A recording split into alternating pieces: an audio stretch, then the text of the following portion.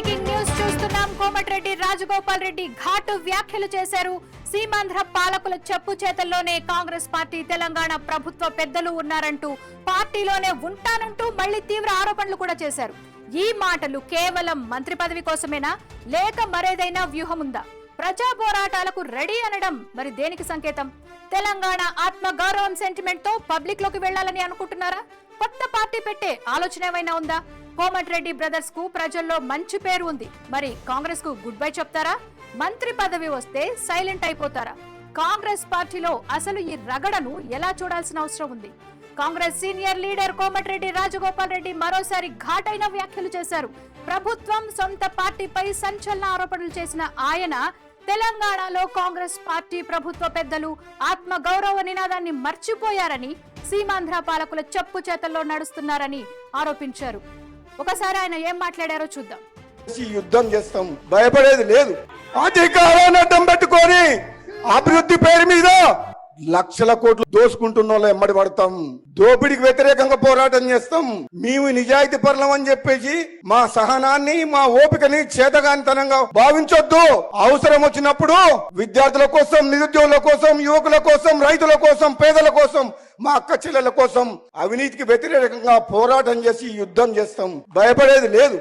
అధికారాన్ని అడ్డం పెట్టుకొని అభివృద్ధి పేరు మీద లక్షల కోట్లు దోసుకుంటున్న వాళ్ళు ఎమ్మడి పడతాం. దోపిడికి వ్యతిరేకంగా పోరాటం చేస్తాం. మేము నిజాయితీ పరులం అని చెప్పేసి మా సహనాన్ని, మా ఓపికని చేతగానితనంగా భావించొద్దు.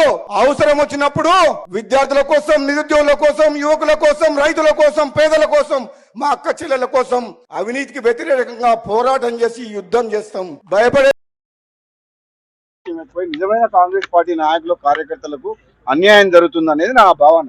సీమాంధ్ర మీడియా చెప్పు చేతల్లో, ఆంధ్ర పాలకులకు వాళ్ళ చెప్పు చేతుల్లో మన ప్రభుత్వం ఉండకుండా పేదరికంలో మన ప్రజలుగా మనకు సేవ చేయాలి తప్పితే వాళ్ళ పెట్టుబడిదారులకు, కాంట్రాక్టర్ల కోసం ఈ ప్రభుత్వం పనిచేయొద్దు అనేది నా భావన. ఎంతో మందికి అన్యాయం జరుగుతుందన్న భావన ఉన్నది కాబట్టి బయట నుంచి వచ్చిన వ్యక్తులు, పదవులలో ఉన్నోళ్ళు అన్యాయం చేయొద్దు. కానీ కాంగ్రెస్ పార్టీకి వచ్చి కాంగ్రెస్ పార్టీలో ఉన్నోళ్ళనే మంచి వేస్తాము, అగౌరవపరుస్తాము, అవమానిస్తాం అంటే అది మంచి పద్ధతి కాదు అని చెప్పి బయట నుంచి వచ్చిన వ్యక్తుల ఆధిపత్యం ఎక్కువై నిజమైన కాంగ్రెస్ పార్టీ నాయకులు, కార్యకర్తలకు అన్యాయం జరుగుతుందనేది నా భావన.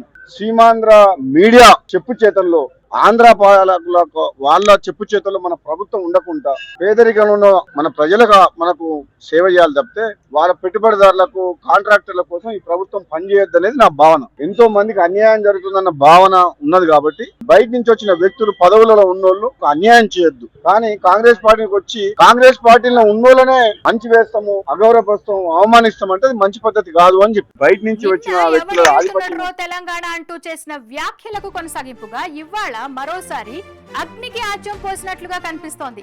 ఆంధ్ర కాంట్రాక్టర్లకే పనులు అప్పగిస్తున్నారని నిన్న ఆరోపణ.